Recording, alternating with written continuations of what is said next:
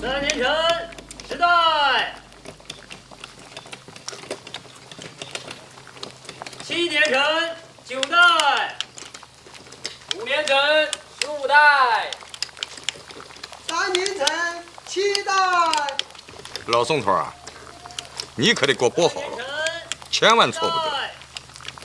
算盘子虽小啊，可比我王干剧这可只显脑袋还大。你得给记着，手里拨着的是我的脑袋。王大人请放心，我吃了30年的官粮，可还没磕掉过一颗老牙呀。凡事仔细点，错不了。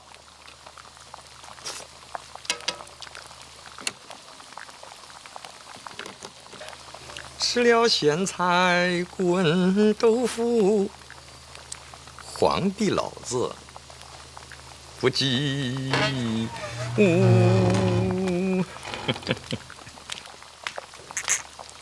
妈的，谁来了？哟，孙大人。下官王干剧，不知府台大人前来，有事迎驾。孙大人。急了，下官不明白孙大人的意思。我问你，这钱塘县的官粮有多少库存？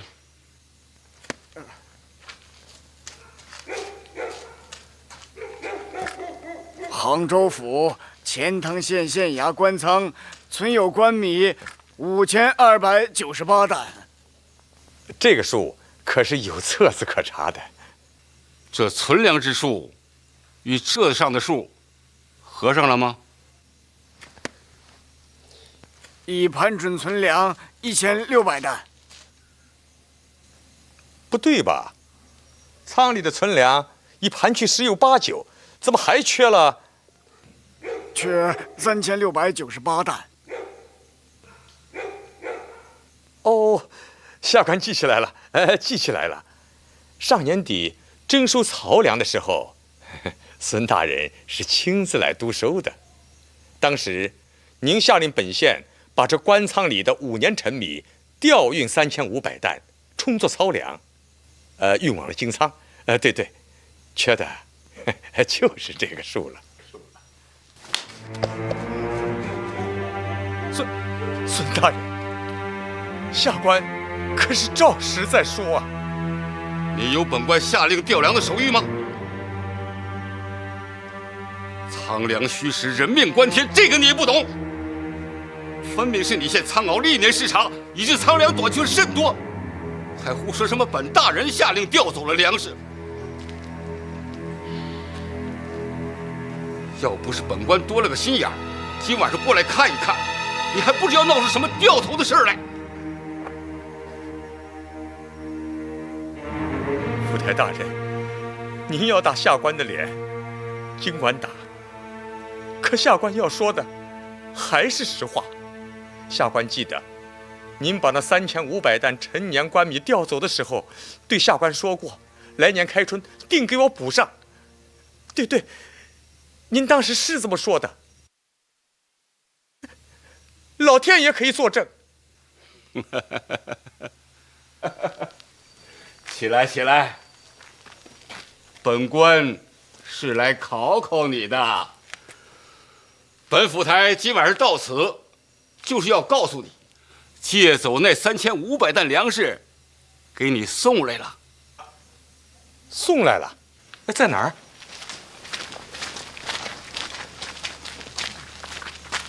哎呀，孙大人，请。大人请，请。这，大人。哎呀，孙大人，要记住，皇上登基大典过后，按老规矩，仓里的粮食要验数奏报给朝廷。下官知道这个规矩，所以早早的就盘库了。你还记得3年前咱们浙江有个叫卢卓的巡抚吗？记得。哎，卢大人，不是已经被刑部划了丢魂沟了吗？现在风水转了，他又回浙江当巡抚来了。卢大人官复原职，是好事情啊。当然是好事。不过，卢大人可是个六亲不认的主。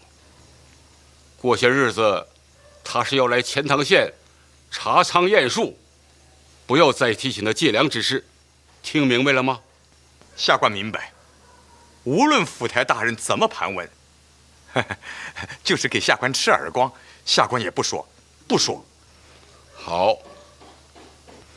皇家在上，天威高悬，臣卢卓要是有负皇上厚望，此家福晋永不超度。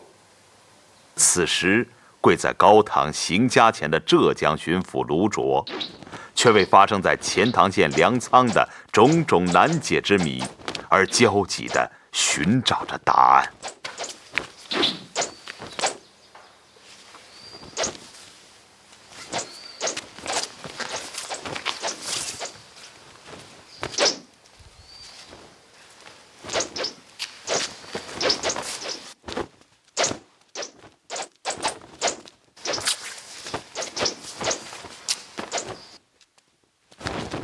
好，此间要是再进半寸，老夫的命休矣啊！在父亲眼里，生与死就那么相近吗？是啊，这如同做官一样，如果有一念之差，就没有半寸的活路了。所以父亲每天早上要在行家前跪上片刻。父亲怕的就是违逆了黄冈王宪呐。婵儿，把手给我。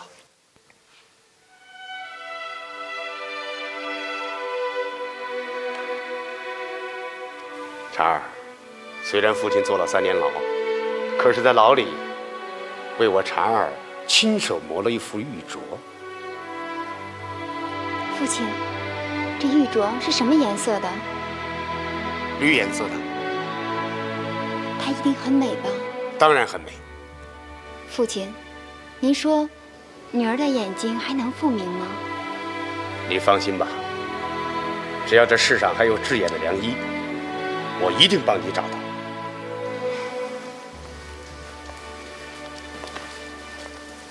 父亲，您能从大狱平安归来，已是婵儿的大幸。即使婵儿今生不再复明，也不会怨怪父亲的。婵儿，等父亲从钱塘县办差回来，我就带你去找良医治眼，好吧？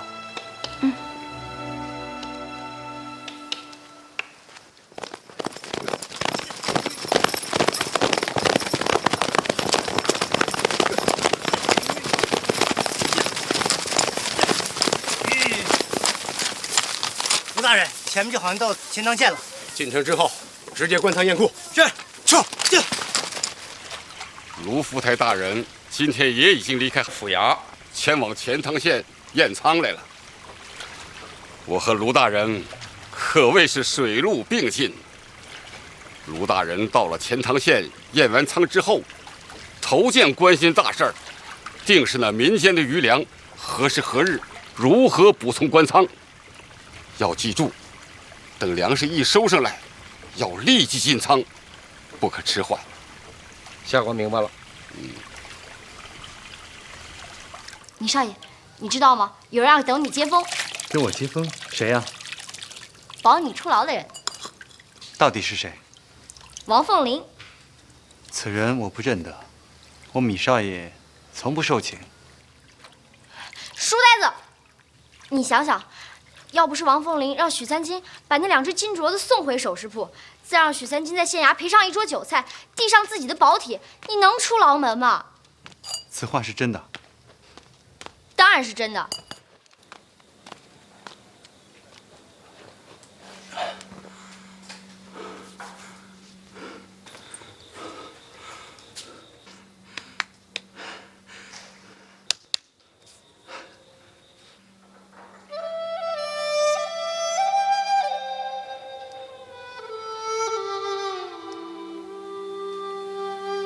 怎么了？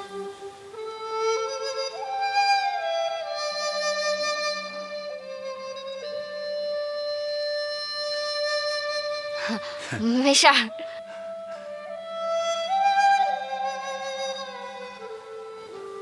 小叔子，啊？我有件事想问你。什么事儿？我听说，衡州知府孙大人到钱塘县守草粮，钱塘的百姓会得到3大好处。哪3大好处？秤大、壶大、脚大。你真笨，是谁在捉弄你啊？捉弄我？秤大、壶大、脚大，哪是3大好处啊？分明是3大祸害啊！3大祸害？此话怎讲？这种事儿我说了你不会相信的。往后只要你不回到你们家阁楼上去，这种事儿少不了能亲眼见上。我问你，你要是看到祸害人的事儿，你会怎么办？此事容易，按大清律办即可。什么叫大清律啊？大清律就是大清国治罪的法典。做官才能给人治罪呢，你是个逃出书楼的秀才，怎么治啊？我会做官的。几品的？极品的。要品级何用？做5品之官，行有品之事，这才是好官。做官没有品级，就好比做男人没有辫子。此话不对。小叔子，我米和是要办大事的。米少爷，其实你逃出牢门的时候，我就看出你要做大事了。此话对，我米和命中注定是要办大事的，天一般大的事，天一般大。其实你逃出牢门的时候，我觉得你像一幅画。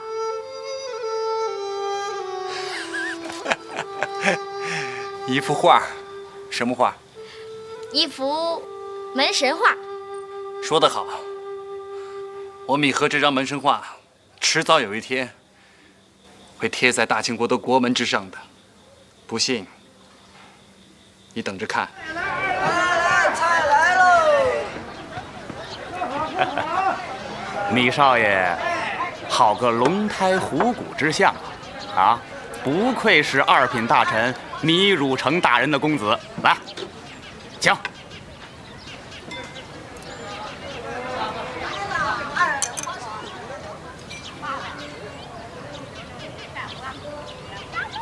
这么说，你见过我父亲？至今无缘谋面。不过凤临以后要上京城去运送漕粮，或者采买一些打造漕船用的上好木材，少不了叨扰米大人。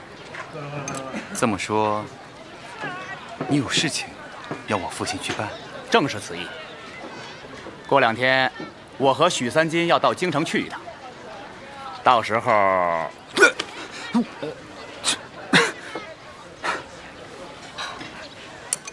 米少爷什么都不怕，就怕别人提起他父亲。王二爷连这个都不知道吗？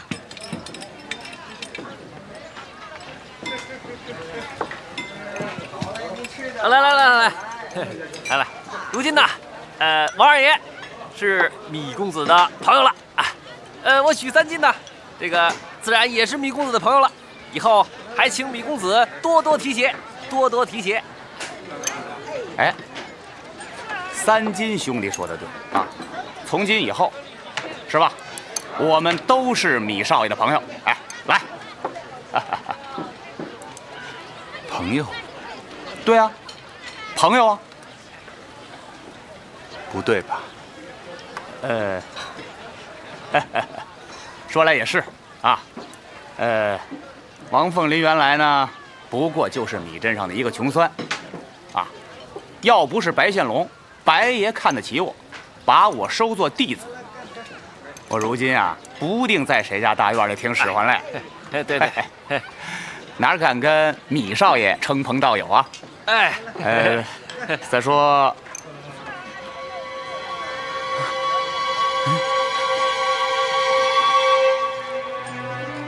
莫非米少爷还有朋友要来？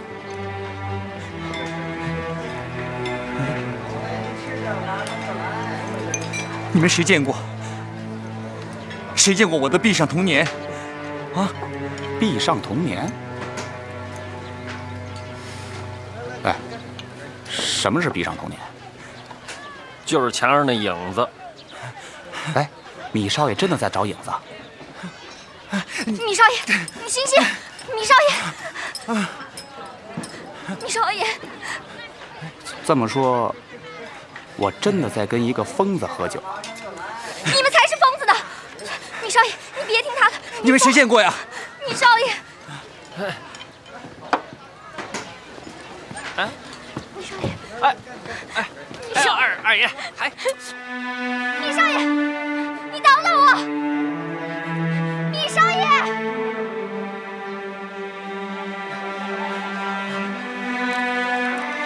灵顿法师。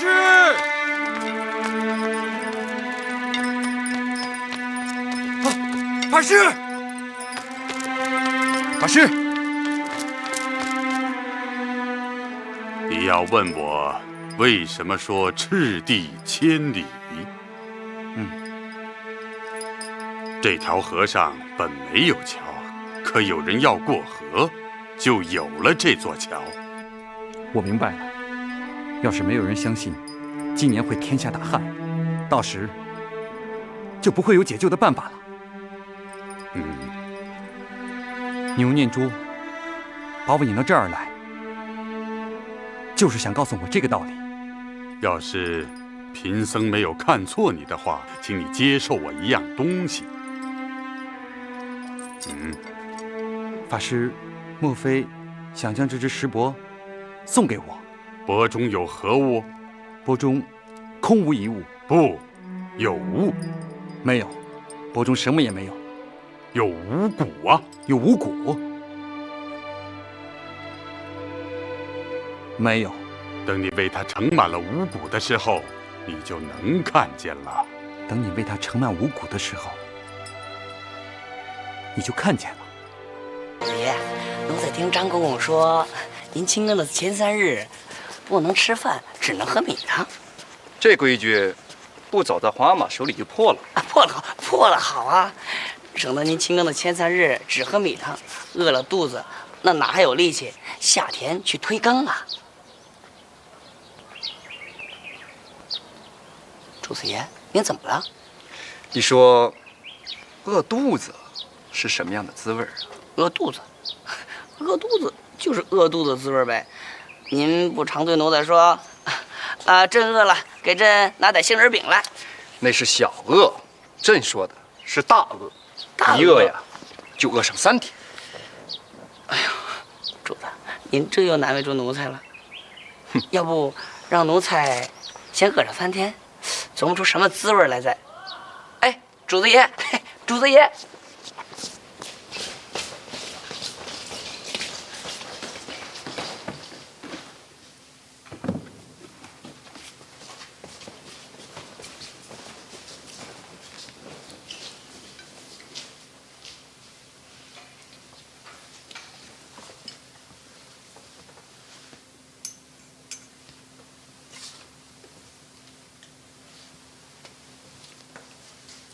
这么说，春3月己亥日是个晴天。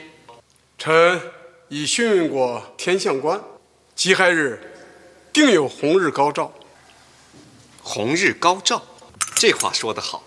春3月己亥日在先农坛举行耕基大典，是皇阿玛世祖爷所定。朕记得雍正2年，田里长出了嘉禾，一进3岁，2年后又出了9岁之禾。皇阿玛看了高兴，写了10个大字：国以民为本，民以食为天。皇阿玛还说，做皇上的每年下到田里耕作一回，可知稼穑艰难，可察地理肥峭，可观天时晴雨。故此，皇阿玛在雍正5年起就做了定义，顺天府尹在省督府及其各府、州、县、卫各立农坛耕田，皇阿玛亲耕的时候唱诵的那个36和词，你可曾记得？36和词乃雍正2年修订，共36句。老臣怕是唱不太全了。哎，你听听，是不是这样唱的？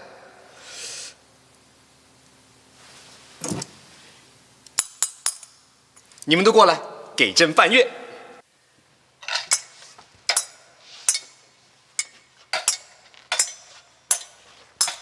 光华日月开晴阳，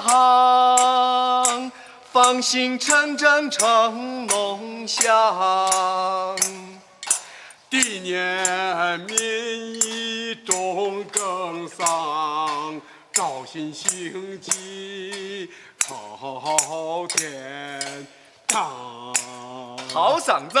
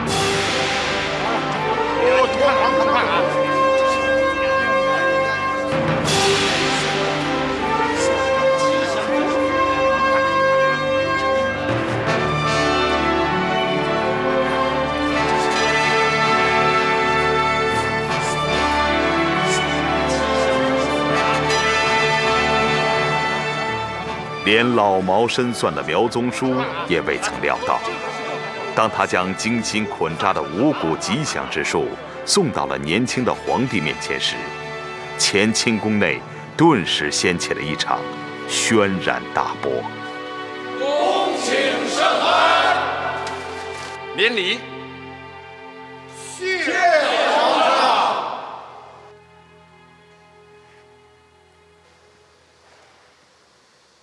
天下以五谷为养，政治天下靠的就是五谷。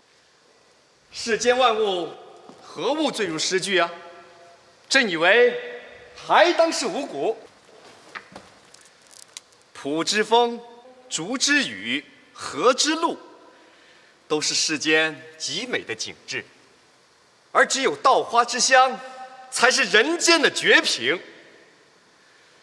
朕看这棵五谷树，既有治国的底蕴，又有诗章的意趣，其形其貌，其品其质，都是无可挑剔的呀。皇上圣明。朕已决定，举行耕基大典的时候，将五谷树随同朕的辇车一同前往先农坛，与朕共享春和颂歌。皇上英明。臣刘统勋有本要奏。看来你是又要扫朕的兴了。臣冒死进言。那好吧，有话说来。臣以为这五谷树实属不祥之物。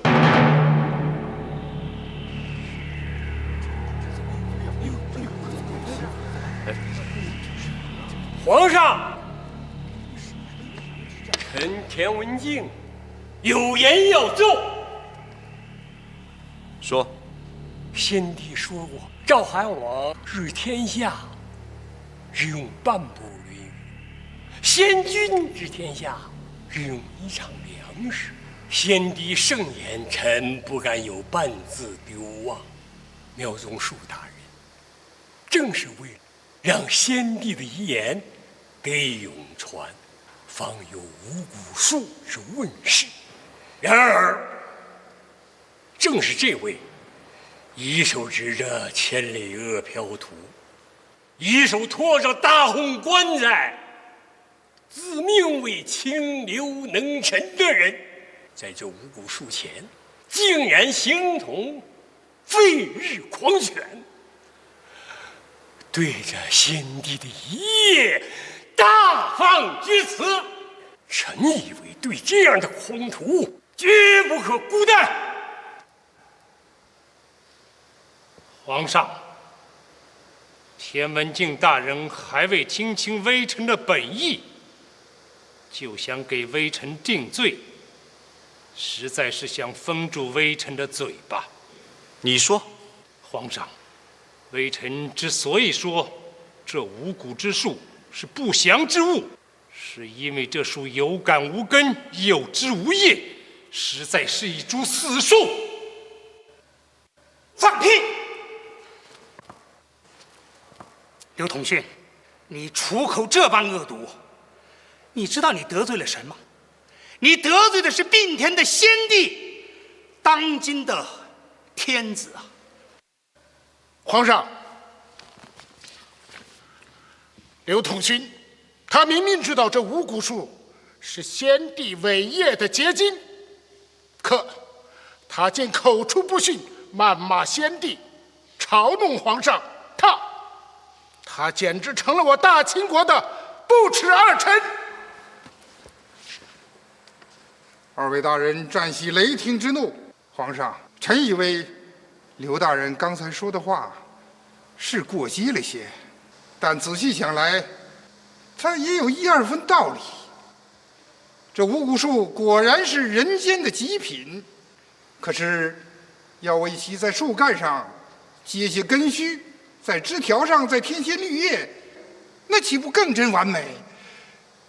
如此说来，刘大人和二位大人的想法如出一辙，全是为着这五谷树成为大清国的一株国树。呵，好一个老滑头啊！你明明知道刘统勋他犯的是如君的死罪，你还敢为他开脱？你是不是也活腻了？朕现在才知道什么叫无法无天。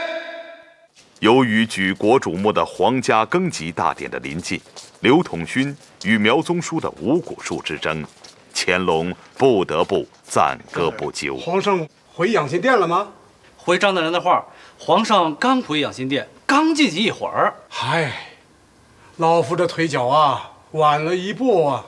哟，张大人，你有要紧的公务？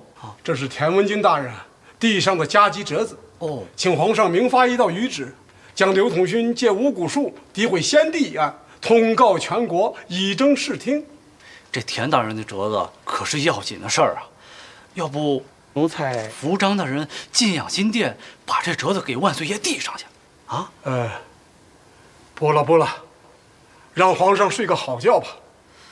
眼看就要举行庚基大典了，不能再让皇上生气。这合适吗？什么意思？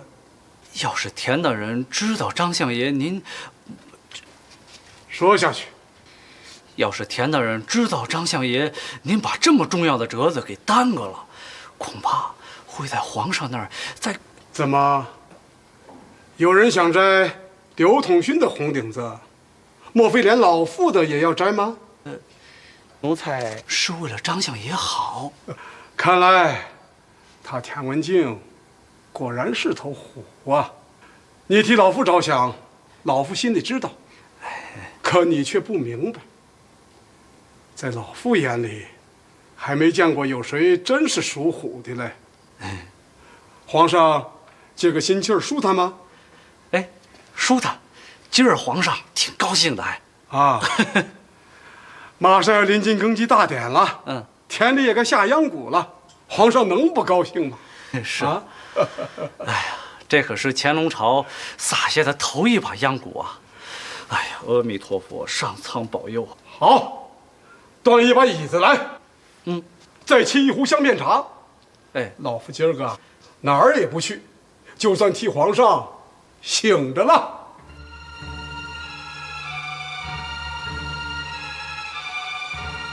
乾隆元年的3月，对于乾隆的臣子们来说，似乎是残酷的。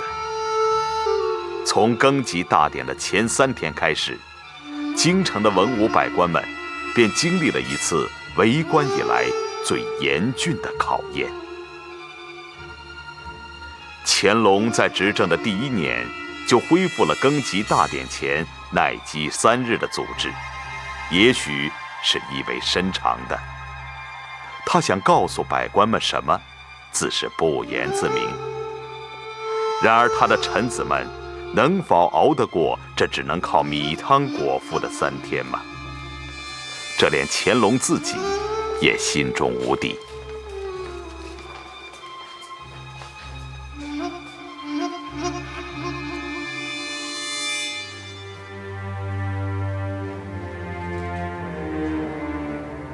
今日是耐饥的头1天，乾清宫那儿都还好吧？回主子爷，奴才已经看过了，那些百官们都挺坐得住的。看来朕恢复组织的苦心，他们是领会了。主子爷，依照礼部的安排，那些在外面打坐耐饥的官员，每日仅供1碗照着饮的五谷清汤。礼部的大人们都在外面候着呢，等着主子下旨，才赶上太和门的丹池下那石窟里去取五谷，熬了汤，再送到乾清门去。丹池之下储存五谷，是圣祖爷为了让圣子神孙们时常能够想起五谷之重，不忘稼穑之艰。去那儿的五谷熬汤喝，也合了朕的心意了。告知礼部的人，让他们好生开取，不要洒落了。奴才这就传旨。哎，朕的五谷汤不用另熬了，与文武百官同用1个大桶，给朕烧1碗来就是。乾隆元年，庚吉大典，开启除谷，天下丰人，起跪。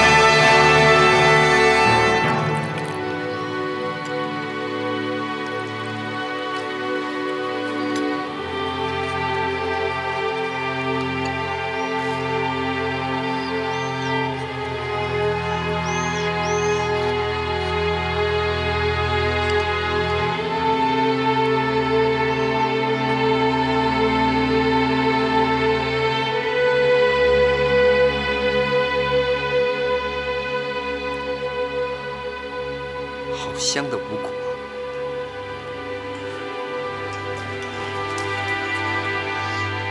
传旨，好香的五谷啊！好啊！五谷啊！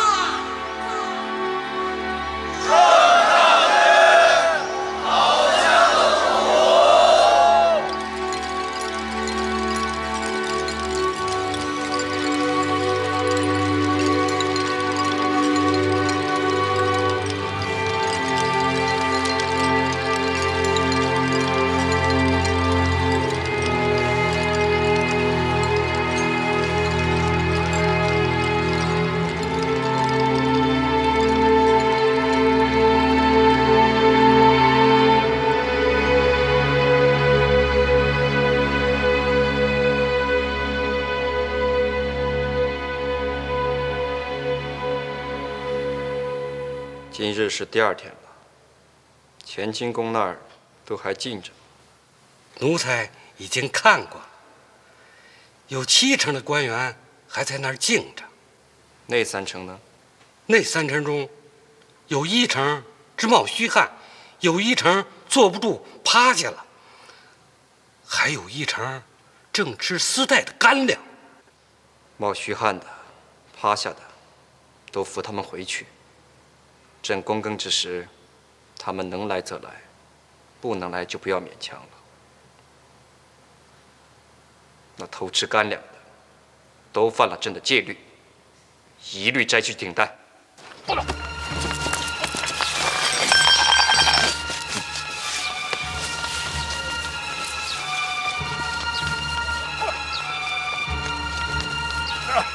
小队，报告。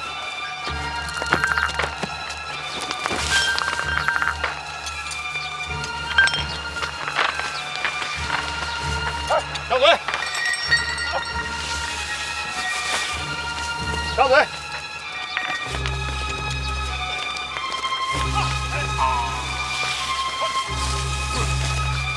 小队。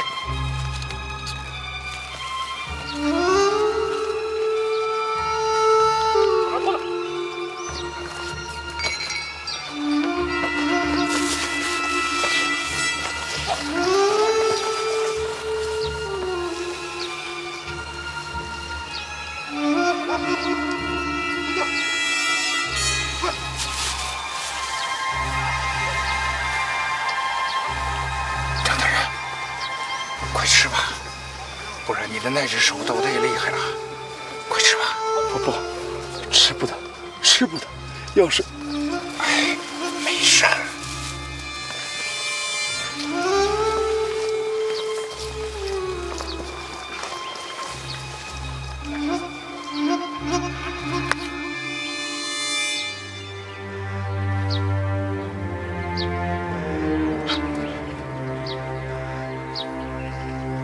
不是老夫要嫁祸于你，是不经意落到你面前了。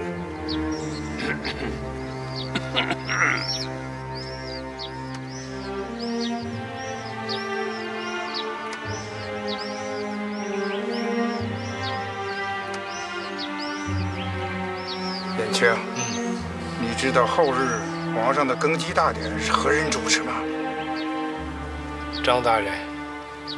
张大人年迈体弱，饿上3日，到了大典那天倒下了，犯的可是死罪。这么说，这饼是你为他备的？苍翁啊，苍翁，你这是看不起张大人。燕青啊，不要责难米大人了。来，把饼子人还给我。我拿着去见皇上，该摘顶子就摘吧。糊涂！你要是拿着饼子去见皇上，分明是在给皇上难看嘛！哼哼哼！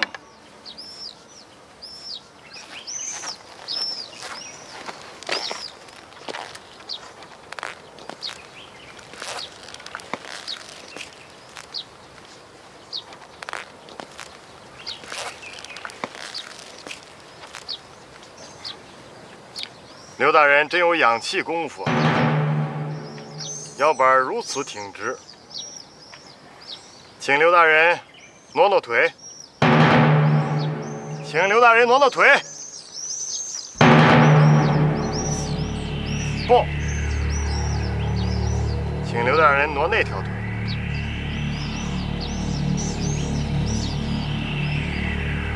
请刘大人给您前面的张大人捎句话。多多保重。你本现在就可以置我于死地。你也太小看我，田文静了。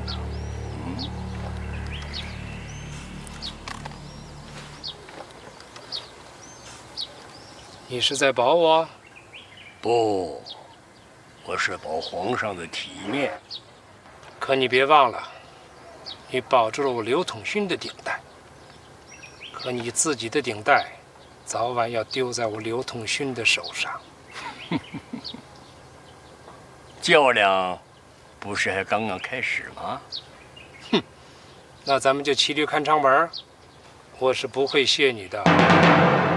我得谢你，你让我又有了对手。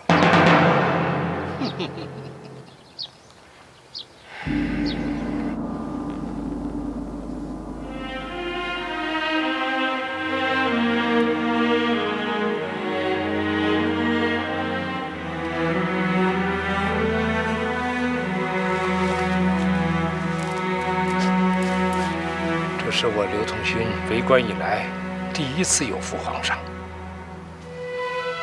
趁天黑，赶快吃了它吧。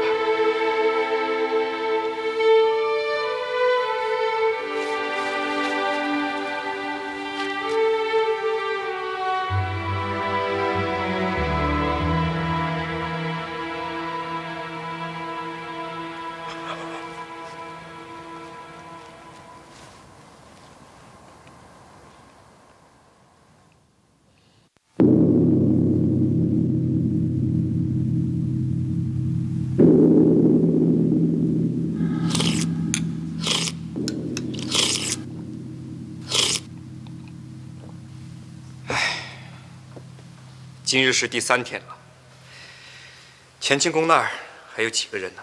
回主子爷，奴才已经看过了，乾清宫殿屏上还有70位官员。哎，那为朕耕田的耕牛也是饿了3天吗？回主子爷，那耕牛也是主子的臣子，主子不进食，他也不敢进食，也为难那耕牛了。主子爷，明天大典，您得亲自下田耕地。您要是饿着了，那多嘴了不是？告诉御膳房，准备好佳肴鲜果。等耕基大典的事办完喽，朕要好好开一回御宴，让臣工们都吃得饱饱的。奴才这去御膳房传旨。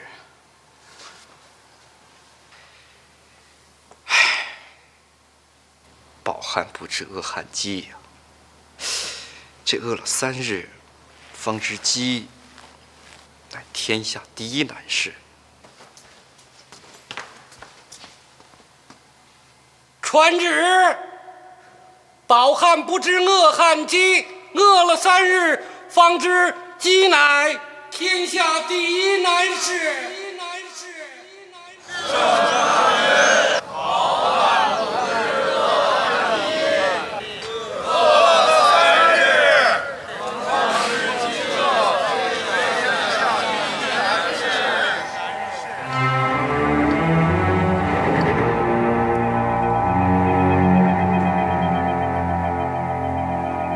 乾隆元年，耕季大典，吾皇亲耕，岁岁丰润。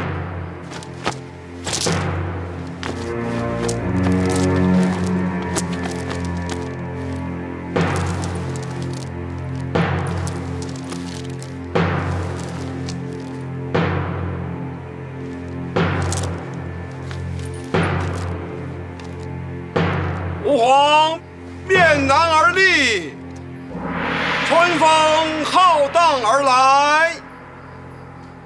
户部尚书桂晋磊，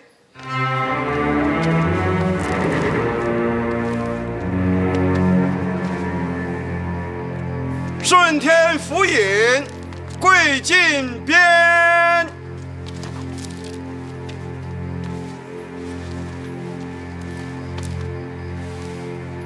耕牛下田，吾皇亲耕。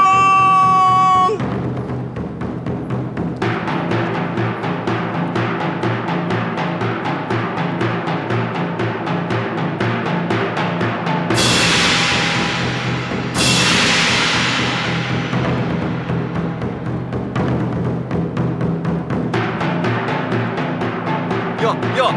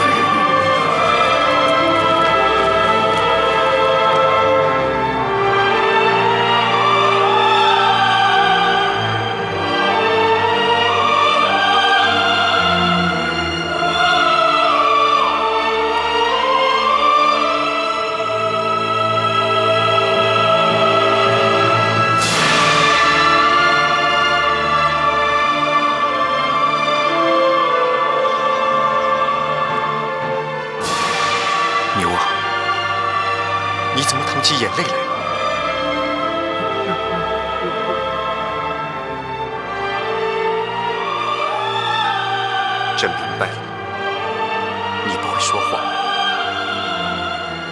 你是用眼泪来告诉朕，你不想再替朕耕田了。起驾回宫。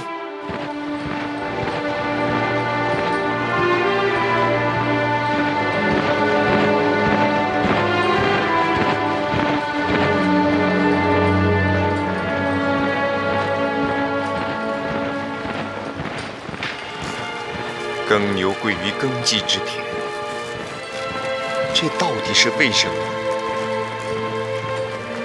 难道是苍天对朕的一种暗示吗？或者，果真是今年天下大旱的一个征兆？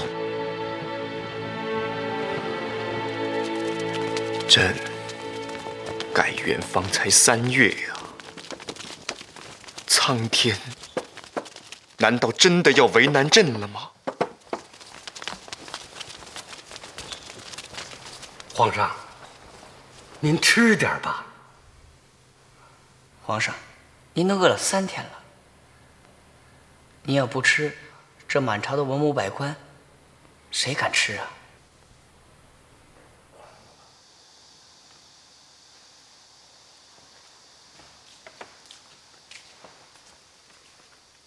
请皇上用膳。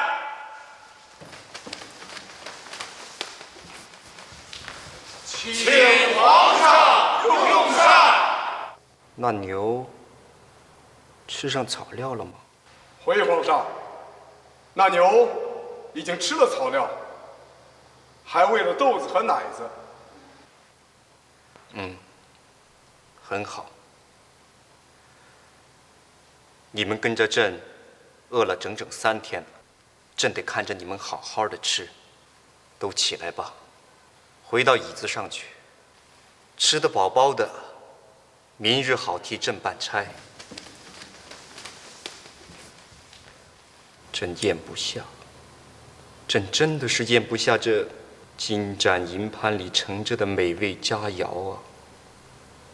皇上，累君祖训，表率天下，圣心定能正百官，利万民呐！是吗？朕忘食而无味，真的就能够正百官、理万民了？不见得。你，张廷玉，你，田文镜，还有你，刘统勋，一个个都称得上是朕的股肱。可是，你们谁能够告诉朕，这耕牛跪田不起，究竟是为什么？难道正如京城内外所传，是异象灾兆？从仙农坛回来以后，朕总觉着有一样东西闷在胸口。可这闷着朕的是什么？朕不知道。皇上，臣田文镜以为，让皇上心中烦闷的，不是跪田之牛，而是一张图。说下去。开元以来，皇上效法先帝之道，是生者有养，死者有葬，行礼万里，数薄儒家，盛世之景已是日新月异。然而，小人之躯，国将乱也。小人得位，一国将乱也。查考过去汉的党务，唐朝的朋党，宋的奸党，三党兴，天下岂有不衰？而三党乱国之策，无不采用为因守听之法。3月前，令满朝文武闻字色变的那幅千里阿飘图，就是这群奸人窃国篡权的旗号。他的险恶，不仅在于诋毁那幅昭示先帝煌煌伟业的千里嘉禾图，更在于将先帝的遗业尽被阿飘所掩埋。皇上，臣以为只有焚毁那图，压在皇上心中的巨患才能得以提清。皇上，粪土一事，时不待也。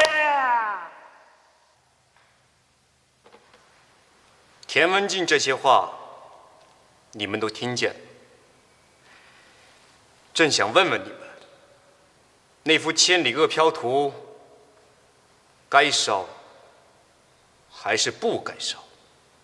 刘统勋，图是你献的，你自己说，这幅图该烧吗？皇上要听微臣的实话吗？难道你要对朕说假话不成？皇上要听微臣的实话，微臣的胆子就大了。微臣以为烧去一幅阿飘图容易，但要救万千恶民不容易。若要为保得先帝一夜的体面，而将天下一概设为春城花都，遇灾变而折之，遇民变而瞒之，以歌舞升平之虚境，遮掩世人之双目，那么田大人所说的乱国之象，定是不远了。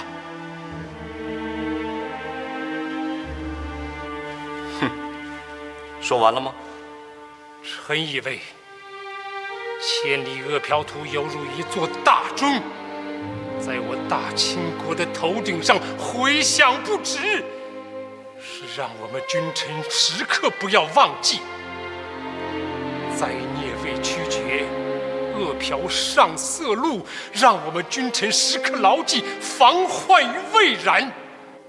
皇上，这幅图是万万千千的百姓用血泪书写的奏章，也是够了。你是说，这幅图其实就是朕的明日江山？臣以为，皇上若能如此图为景，那便是天下生理的万福了。哼，朕要是对此图不以为然呢？怎么不说话了？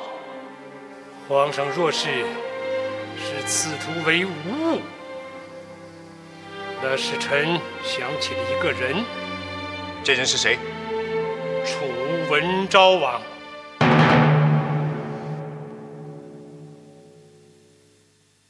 有谁能告诉朕，刘统勋说的这个楚文昭王是干什么的？皇上，刘统勋借亡国之君，奉我圣主，罪不可赦。皇上，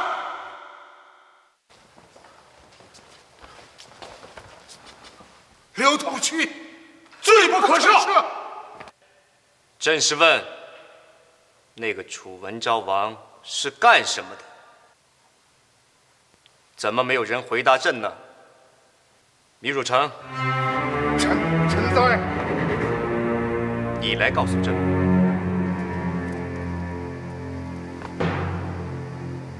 回皇上，楚文昭王，文昭王实乃暴君。此君登基伊始，便奢侈无度，所造天策府，几尽天下动于之盛。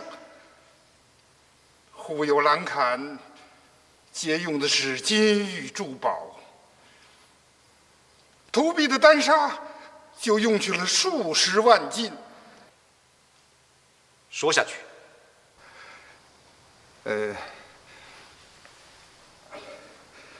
对了，还有，为了虚饰复国之景，他一而仗目，国运日衰，百姓因此而陷入水深火热，良田荒芜，恶事如山，家家断炊，户户吊丧。而文昭王却说，只要天下有田，何有天下无谷？如此轻民命而重虚名，令人发指。后来，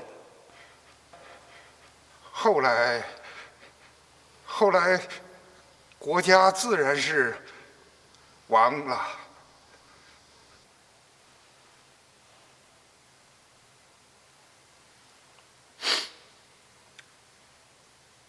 看来，朕到了这会儿，才是明白了一些刘统勋的意思。刘统勋是在告诉朕，那幅千里饿殍图，该是打朕的一条鞭子。朕如果不受打，就会变成那个亡国的文昭王。皇上，住口！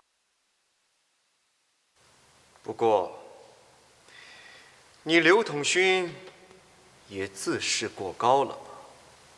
哼，想拿鞭子打朕，你的手劲儿还不够。来人了，奴才在。取千里饿殍图，当殿焚毁。皇上，受命。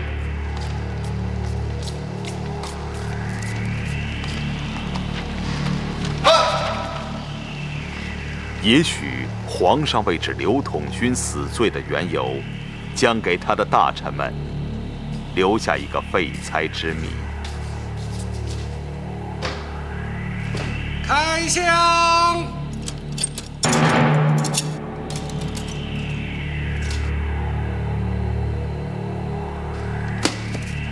到五都！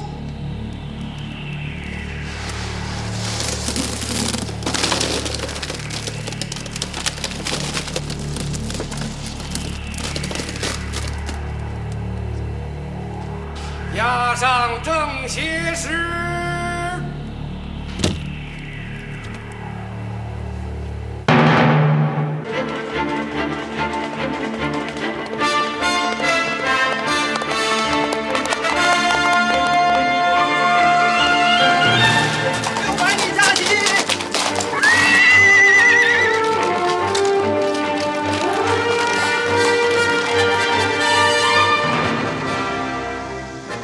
乾隆元年的大旱之下，比预料的来得更为迅猛。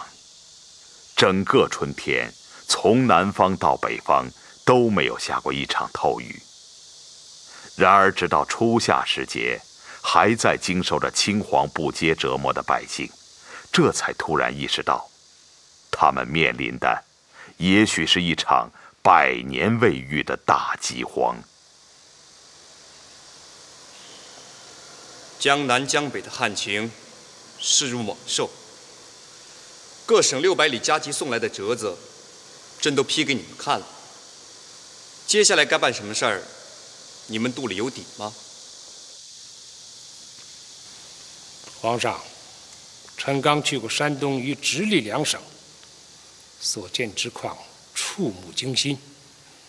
今年的旱情提前到来，该2省的官衙肯定估计不足，官仓存粮明显短缺，库额如此不足，而亟待赈济的灾民又如此的众多，倒是仓门虽开而仓粮无几，灾民急领而空带而归。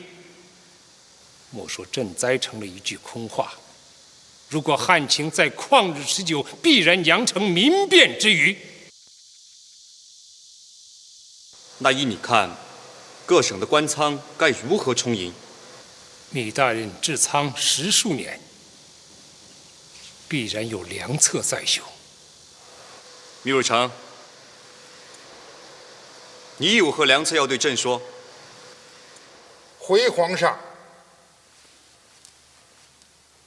微臣以为，其一，为觉各省官仓空虚，应命各省督买民粮充库，为紧要之事。其二，微臣查阅过各省的水旱灾报，每内陆大旱，台湾岛必然雨泽丰沛。臣以为，应速从该地购买民间余粮若干船，运往福建、浙江2省之官仓。一旦大灾到来，可减轻精粮难调的压力。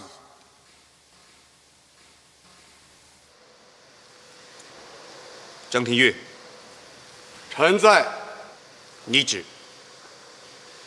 依米汝成所奏2策，朕再加上1条，限1个月以内，不，20日之内，盘清精通2仓正供白粮的底数，将库存已有3年的存粮，如数发往各省官仓，以备急用。这，皇上，臣还有本要奏。说。要想查实仓中存粮之数，必先查实历年来各省漕运到仓的数额，2账相对，方能核准。漕运总督潘世贵，臣在。即刻将漕运衙门的送粮册子送往户部核查，不得延误。臣遵旨。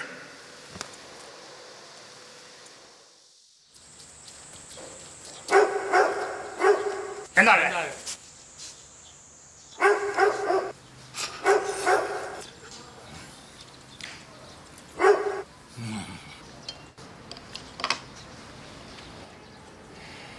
你们怎么了？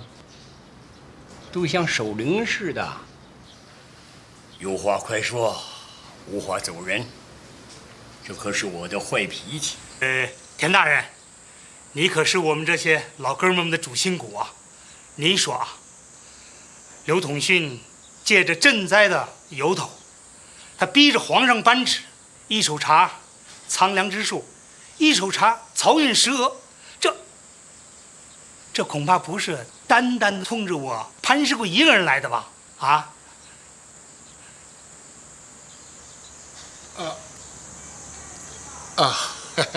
他刘统勋，不管是冲着张三李四，我看其目的只有一个。二位大人，可能也看出来了，刘统勋正不失时机的想要进行报复。报复？可他刘统勋心怀叵测，现在又要清查粮仓。哎呀，真不知道又要陷害多少忠良啊！不做亏心事，都怕鬼敲门呐。你们清白为官，有什么可怕的？你们眼下只要顶得住，不出这个夏天，他刘通讯就该明白过来呀。咱们雍正爷的眼睛还是看着大清国。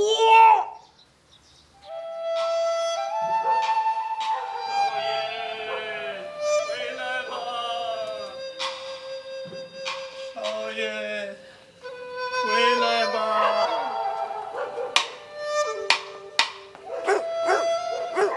少爷，回来吧！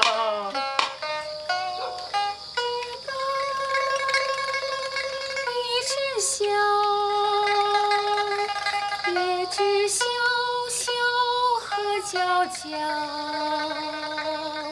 我有所思在远道，我有所思在远道。辉哥，哎，辉哥，你又来啦？让我瞧瞧，捎着米少爷的什么信儿了？哎，庞管家，柳姑娘，刚才是在喊我吗？啊，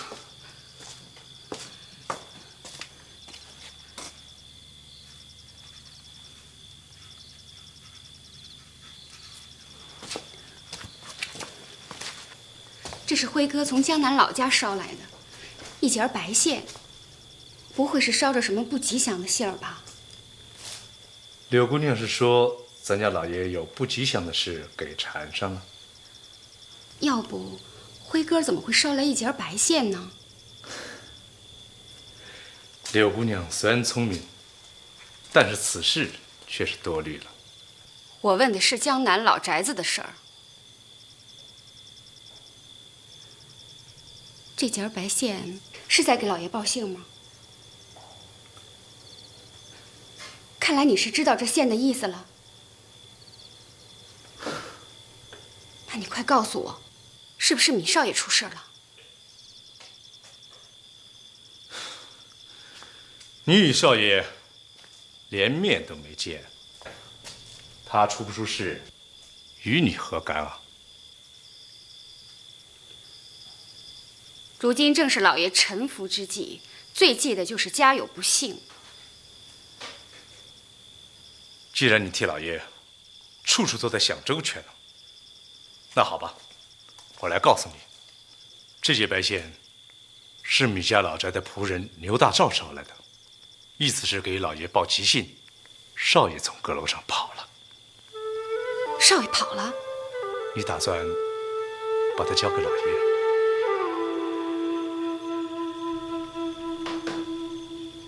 你说呢？老爷此生最大的愿望，就是让米和少爷像他一样出仕为官。要是老爷知道少爷从书楼上跑了，就是不活活气死，也得大病一场。什么都不必说了，保全了老爷，就是保全了少爷。眼下家里就是有天大的事情，也不能让老爷分心。